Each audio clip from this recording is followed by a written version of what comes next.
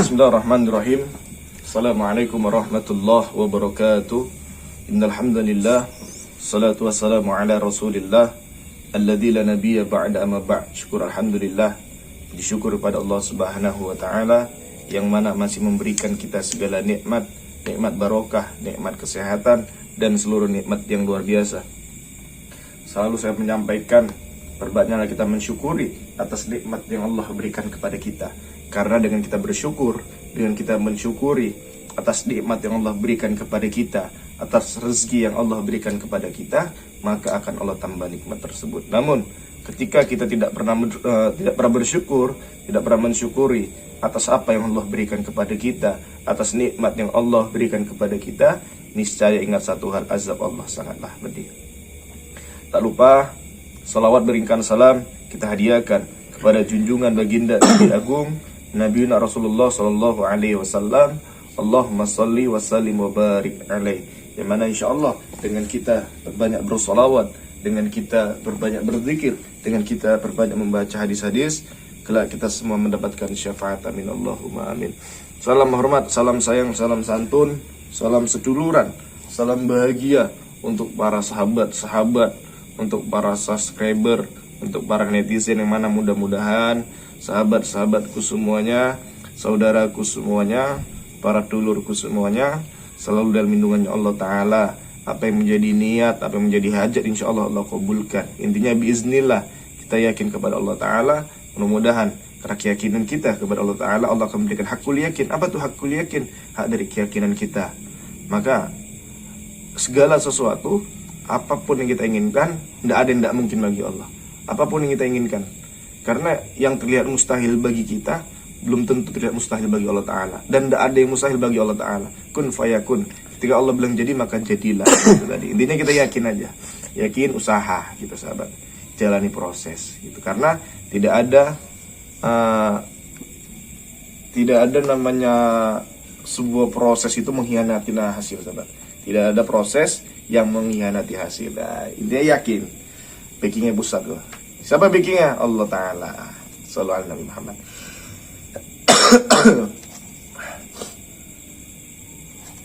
Sahabat, minum dulu. Ini air teh aspa namanya. Bismillahirrahmanirrahim. Minum sahabat ya. Minum sahabat ya. Bismillah. Oh, mak berasa panas ah. Bismillah. Bismillah.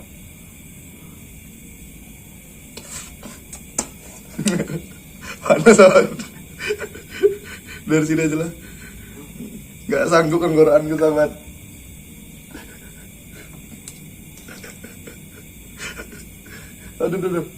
Aduh panas. Bismillah.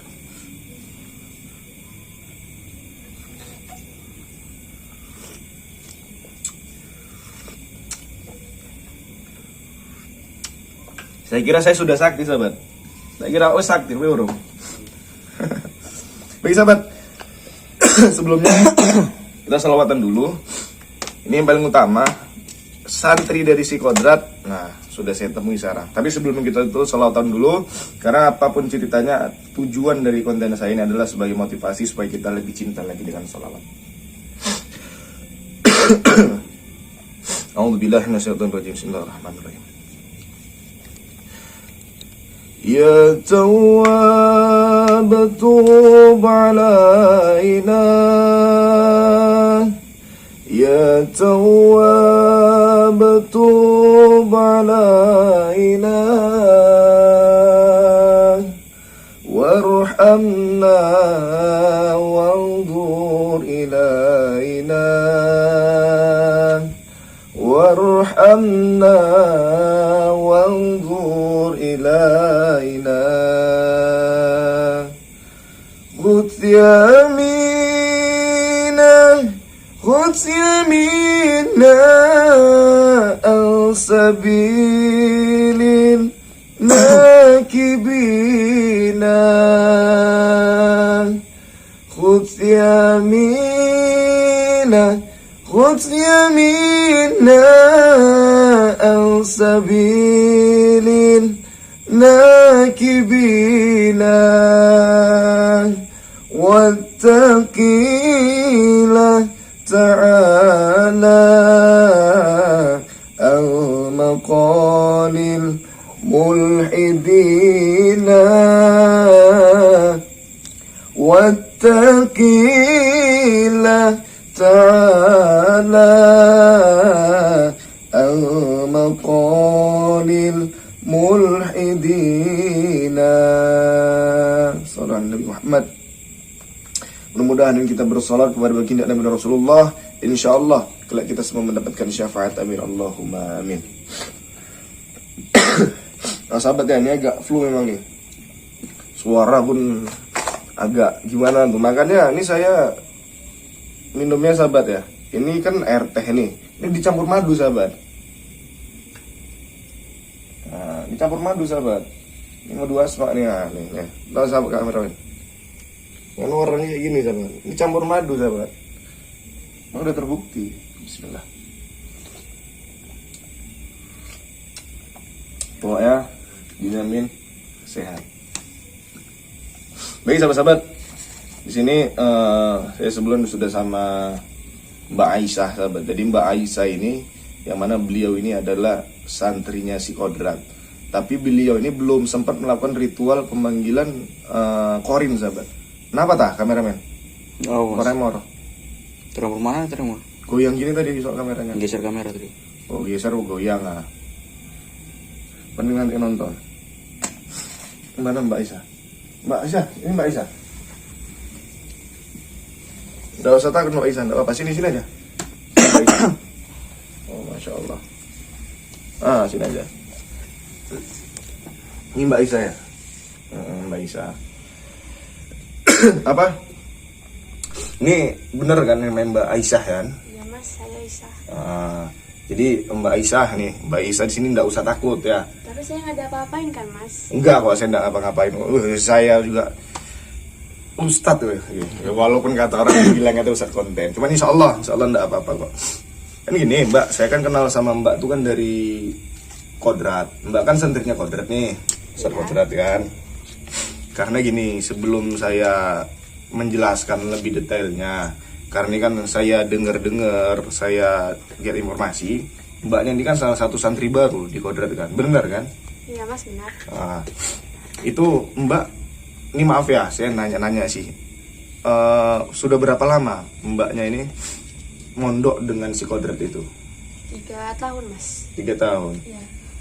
3 tahun berarti lumayan lama juga ya. Iya Mas. Itu selama mondok di situ tuh orang tua tahu nggak Mbaknya tuh mondok di situ? Orang tua saya tidak pernah tahu. Jadi orang tuanya sama sekali nggak tahu. Enggak. Itu jarak rumah orang tua dari pondok itu jauh tah? Jauh nggak? Lumayan jauh sih Mas. Bukan jauh ya. Bismillah. Jadi intinya keluarga nggak tahu kalau misalkan Mbak Aisyah tuh mondok di situ. Enggak pernah tahu. Jadi gini Mbak Aisyah, maaf ya. Iya. Di situ kan, ini kan saya timnya Gus Idris. Yang kemarin datang tahu kan? Iya, saya tahu. Tahu kan yang kemarin datang rame-rame yang sempat ribut lah di pondok itu. Kan di situ kan ada beberapa keganjalan Mbak, yang saya tahu nih ya, dan tim Gus Idris, bahkan Gus Idris juga tahu bahwasannya di situ kan kalau misalkan apa, kalau kita mau lulus itu apa namanya tuh kayak bertemu dengan korin. Korin. Itu kayak mana? Maksudnya yang nyuruh tuh emang Ustadz Kodrat itu sendiri. Iya Mas. Dia tuh nyuruh kayak mana? Dia caranya kayak mana? Cara praktek ujian itu pakai apa? Kayak kain putih itu apa aja isinya itu? Kain putih itu isinya rambut. Rambut sama nama gitu. Nama ya. Oh, nama itu tulisnya pakai kertas gitu biasa gitu ya. Kertas dibungkus kain kafan. Oh, berarti kain kafan nih. Iya. Rambut kita sendiri Iya. digunting. Iya. Letak di dalam kain sama tulis nama. Iya. Mbak, tapi sempat ngelakuin itu enggak? Saya tidak sempat melakukan itu. Oh, belum sempat ngelakuin itu ya. Karena gini Mbak, ini mumpung nih ya, makanya kan kenapa Mbaknya nih yang saya ajak gitu. Kenapa saya ajak kemari? Karena gini, jangan sampai Mbak tuh terikut dengan teman-teman yang lain ya, kameramen ya. Lihat nih wajahnya nih kameramen. Nah, sekali gitu jadi nampak gitu. Jadi jangan sampai Mbak tuh terikut sama teman-teman senior mbak yang lain di ponpesnya si Kodrat. Kenapa saya bilang seperti itu mbak? Karena apa yang diajarkan sama si Kodrat, misalkan tentang kelulusan, itu nggak benar tuh. Di dalam syariat Islam tuh nggak ada yang namanya pemanggilan korin. Itu nggak ada, itu salah mbak. Jadi gimana ya? Sebenarnya apa yang mbak selama ini pelajaran yang mbak terima dari Kodrat itu sebenarnya tuh pelajaran yang sesat gitu mbak, menurut saya. Jadi Mbak Isa, ini mohon maaf sebelumnya ya. Jadi maksud saya dan tim Gio di sini, kan mbaknya udah tahu nih kami siapa ya. Kami sudah sering sih datang di pondoknya si Kodrat, pondoknya mbak itu kan. Cuman memang sengaja kali ini saya mau ngajak mbak untuk ngomong itu di luar lah gitu kan. Bukan berarti saya itu ada niat tidak baik-baik. Tujuan saya baik. Pokoknya mbak tidak usah takut. Tujuan saya di sini baik. Ini Mbak Aisyah ini saya lihat kok kayaknya ketakutan gitu. Saya takut diapa-apain mas. Gak usah, Mbak Aisyah ini gak usah kayak memiliki rasa takut. Mbak Aisyah ini selalu aja, santai aja. Karena simple sih yang mau saya tanyakan tuh simple. Mbak Aisyah ini maaf sebelumnya ya, mondok di tempatnya si Kodrat ini udah lama belum? Sudah hampir 3 tahun. Hampir 3 tahun? Ya, mas. Berarti udah hampir 3 tahun ya? Iya. Tapi kalau misalkan di skala pondok itu kan ada senior junior. Iya. Berarti masih belum senior, masih. Belum.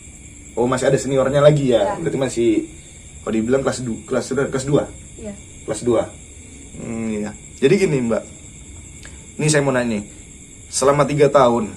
Berarti kan ini kan belum melakukan ujian akhir tuh, yang ujian korin itu, bertemu korin. Apa tuh? Membuat rambut dikafanin, terus dikasih nama, dipocongin. Itu udah ngelakuin itu belum? Alhamdulillah saya belum mas. Belum. Belum. Berarti bentar lagi ya? Iya. Bentar lagi ngelakuin itu ya. Jadi gini Mbak, ini kan belum ngelakuin ya. Jadi gini, selama Mbak 3 tahun, Mbak Aisyah nih maaf, selama berjalan 3 tahun ini ya belajar dengan si Ustadz Kodrat, itu ada nggak pelajaran dari Kodrat tuh yang aneh menurut Mbak? Saya tidak pernah belajar yang aneh-aneh kok mas. Kayak pelajaran yang maksudnya kayak agak yang ada, maksudnya menurut gimana ya dibilang saya? Yang menurut Mbak itu agak aneh pelajaran itu, pernah nggak? Tidak pernah. Nggak pernah. Enggak. Oh, ya karena gini Mbak, di Kodrat itu kan dia tuh ada yang namanya aliran kayak manggil korin tuh. Jadi korin tuh kan alirannya nggak baik itu. Pembagian korin kan itu nggak baik itu, nggak ada dalam syariat Islam itu memanggil korin. Jadi itu ajaran sesat tuh kan gitu. Menurut Mbak itu nggak ada gitu, maksudnya gimana ya? Mbak apa nggak pernah tahu pelajaran yang dikasih Kodrat itu, misalkan salah satu itu ada yang sesat, ada nggak ngerasa pelajaran yang sesat gitu? Nggak pernah. Sama sekali nggak pernah. Sama sekali tidak pernah.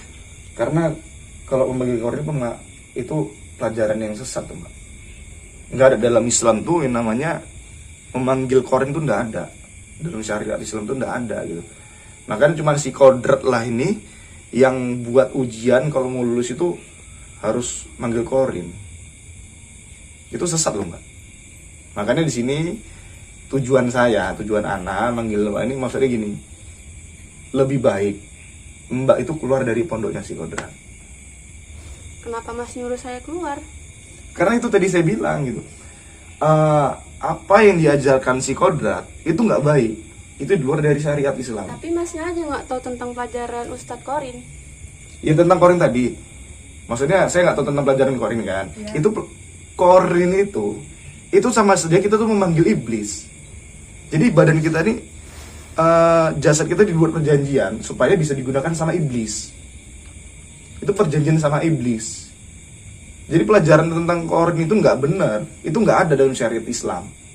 Makanya saya mau ngasih tahu Mbak dan menyarankan alangkah lebih baiknya Mbak itu keluar dari ajarannya si Kodrat, dari pondok si Kodrat. Tapi selama ini saya belajar tidak ada yang pernah aneh-aneh kok mas. Masnya aja nggak tahu. Tapi kan itu Mbak kan cepet pernah dengar kan tentang pemanggilan korin itu kan kalau mau lulus kan? Iya. Ya kan? Iya. Itu kan termasuk salah itu. Tentang pemanggilan korin itu kan salah. Tapi Karena semua itu nggak ada di Al-Quran.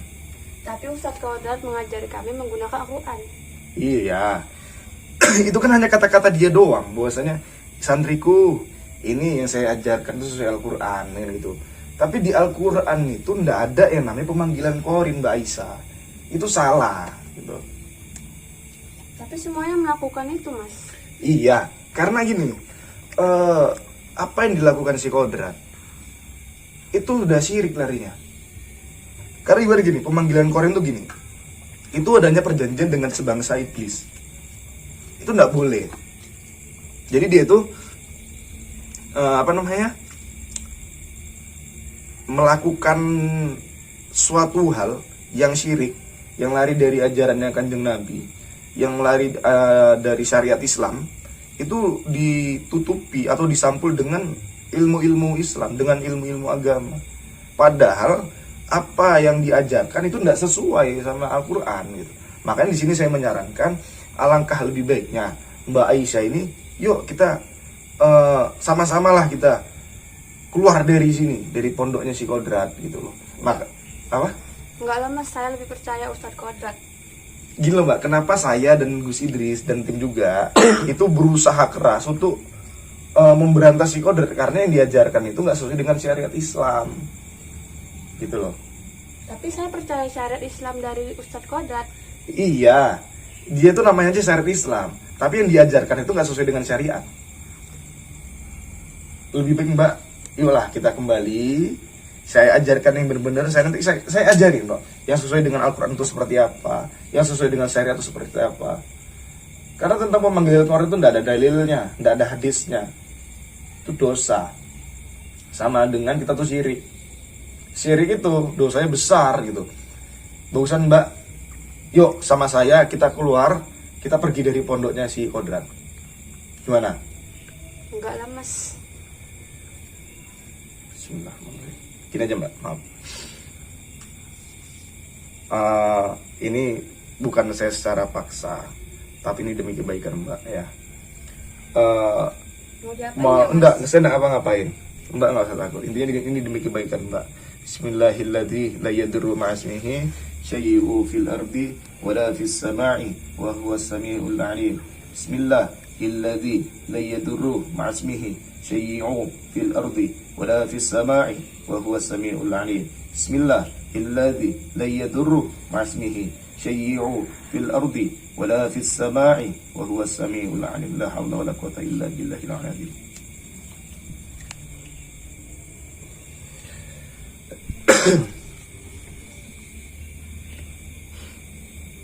Ya Mbak kan, dah.